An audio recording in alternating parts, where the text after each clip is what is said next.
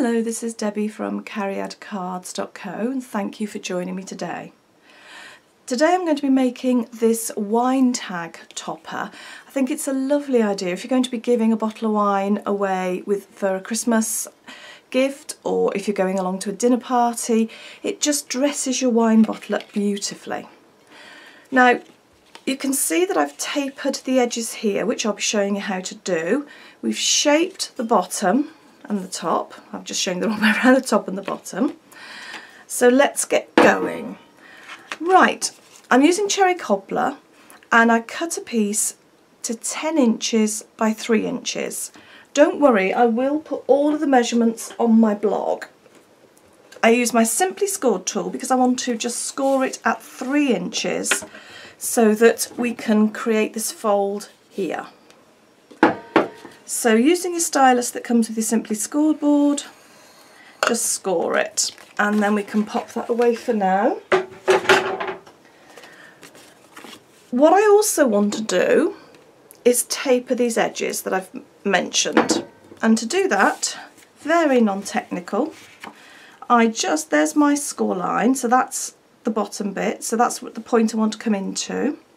So I just measure 1/2 inch there and 1/2 inch there. I really should be using a pencil, it's probably better, but a pen will be fine for me. And I'm just going to take a ruler and just draw a line there and do the same there. Just makes it a bit easier when you come to put this through your paper cutter. I'm not very good. Some people are very good at doing this by eye, but I'm not. So bring in your paper trimmer, and then all you want to do is just line that up. Just got to get it right, but having the line there just means that you can make sure actually you've cut it off to start with. You don't really want to be seeing the pen, and you can see where to cut it. So there's one, turn it round and do the other. So the beauty of these is you've got this wire here that shows you exactly where your blade's going to go. Okay, let's move that out of the way. Okay, now I'm going to bring in, I'm going to do all my die cutting at once. I've also got a Whisper White piece of card which I've cut to 6 1/4 inches by 2 1/2 inches. Will all be on the blog. Now if you can see, let's take this off for now. I've die cut here, I've die cut here, and I've die cut here. Now this is a very clever technique. It's not my technique. I'm not saying I'm clever, I have seen it elsewhere. I've used the Framelits label collection set. You tend to team these up with the Apothecary Arts set, but absolutely lovely. And I've taken one of the dies. What I then need is, I have so much equipment today, unbelievable. So I've got my magnetic platform, which means that that is going to stay put.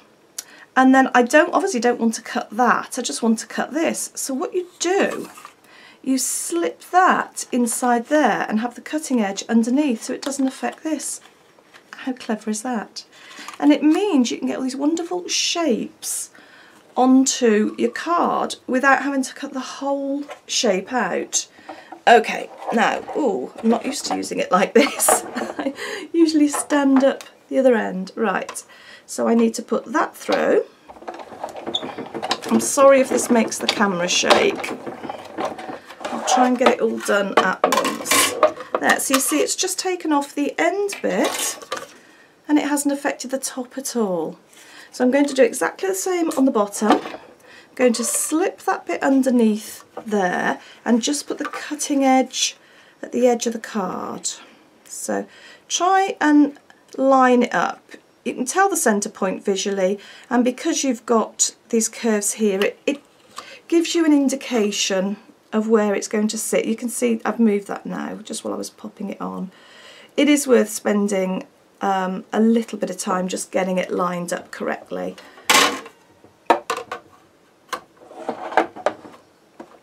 And then pop it through again. You don't need to go all the way down the card, you just need to go over the die itself, and in fact it's probably better if you don't go down so you don't risk getting an imprint there.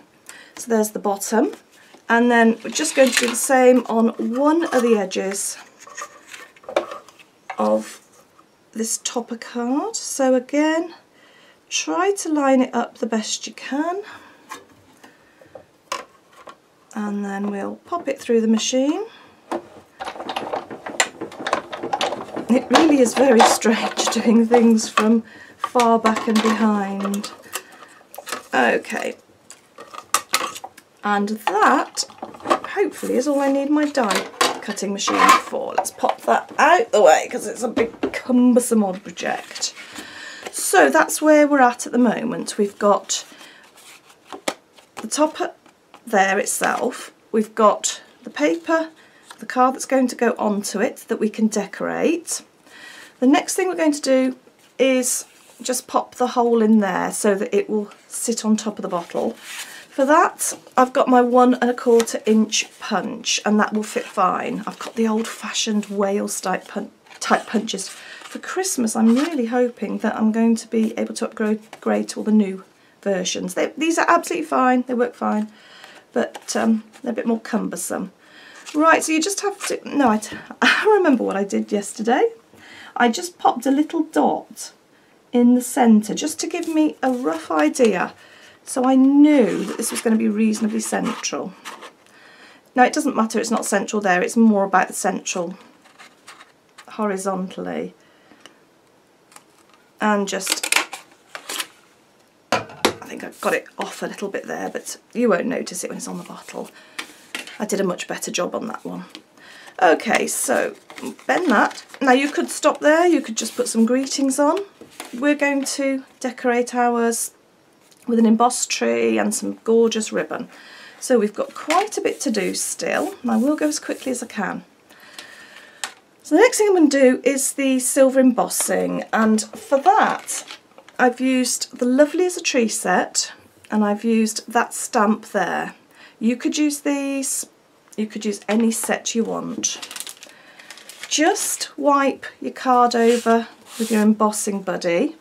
It just gets rid of any static or any greasy marks. And then I'm going to use a Versamark ink pad. This is the one that I find I get the best results from. There are various pads on the market that you can use for embossing. They are specifically made for embossing, and make sure you use one of those, not a standard ink pad. Put plenty of embossing ink onto your stamp, and then work out roughly where you want it to be. Pop it down and put plenty of pressure on. Now I've put mine towards the bottom because I'm going to put a big thick ribbon over that section. Right, hopefully I've got a good impression there.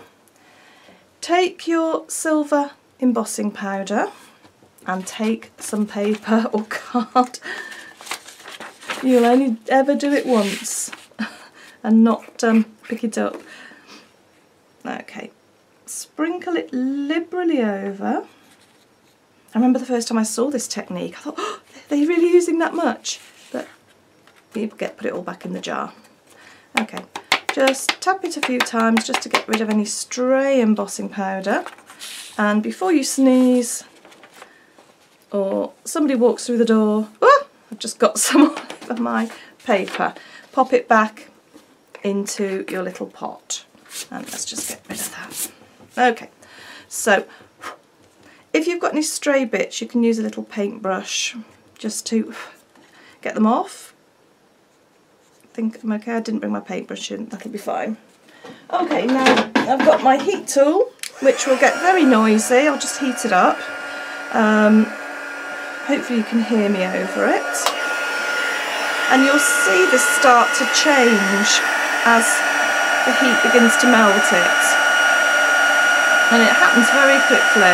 There you go. Can you see it changing? Right before your eyes. Isn't that magic? I never get fed up of watching that.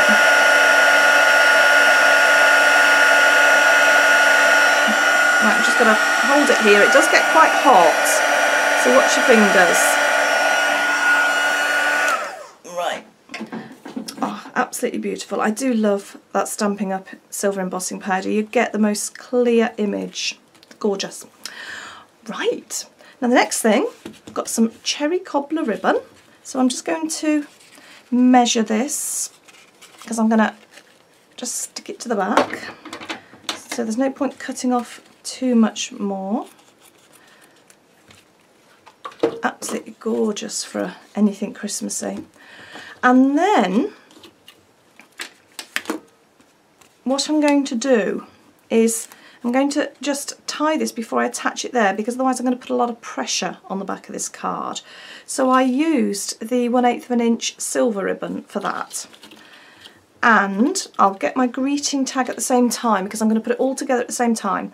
So I've just used, this is a stamp from an old retired set, but you can use any stamp that is appropriate for you. And with the Curvy Keepsake die set, you get these wonderful little tag die cutters that are absolutely perfect to go on something this size, but you can use any punch or any die cutter that you want, or any way of cutting out your label, whatever works for you.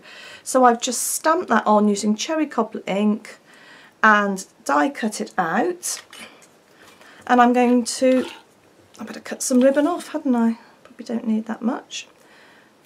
Any of you that know me know I cannot tie a bow, so I'll do my best. I may end up with just a knot. I'm going to thread my ribbon through there.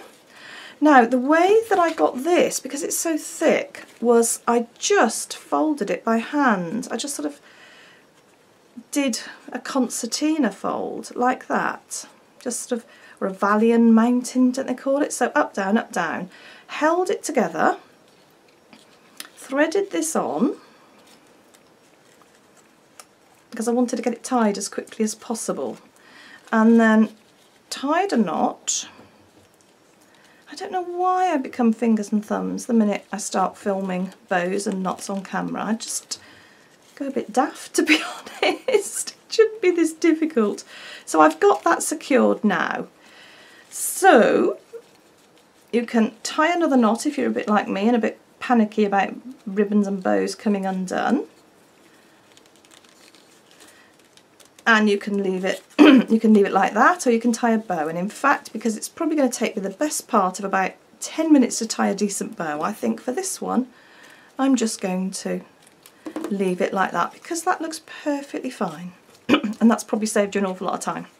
So I am going to use just some double-sided tape on the back just to hold this ribbon in place while I'm in the process of sticking it all. You can use whatever works for you, really. You can use glue, you can use tape. I often use glue, but I don't want to keep you waiting too long for it to dry.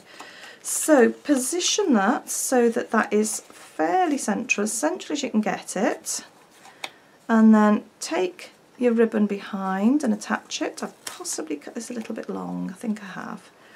And then again, take that behind. You don't want it too long, so you just end up with a lot of bulk behind, so I'll just cut that bit off. That's fine. Okay, happy with that. Right, and the last thing I'm going to do before I attach this is pop on these really pretty rhinestones. And all I've done for that is I've just taken just some plain rhinestones, and I've just taken an alcohol marker. And I did these earlier because they do need a bit of time to dry, but I'll just show you. Just literally run over it like that, colour them, and then you've got a matching colour without needing one of every single colour in the spectrum. It's a lot better, I find. Now, I've just used 10. You'll notice this is my way. I don't know, everybody has their own way. I just use a craft knife and just sort of go underneath, and then that tends to take it off and sticks to the knife, and it's quite easy to transfer.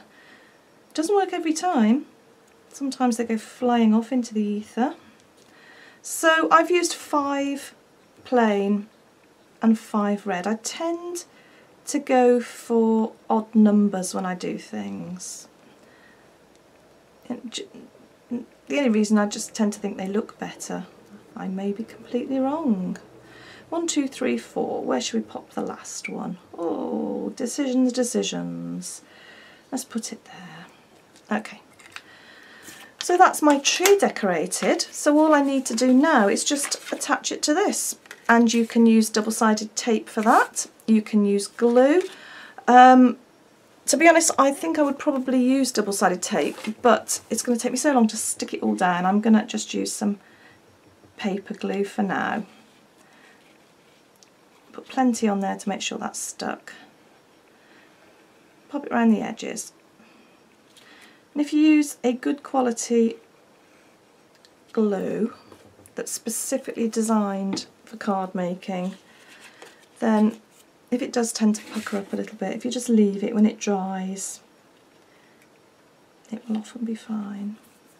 Oh, glue on my fingers. Okay, right.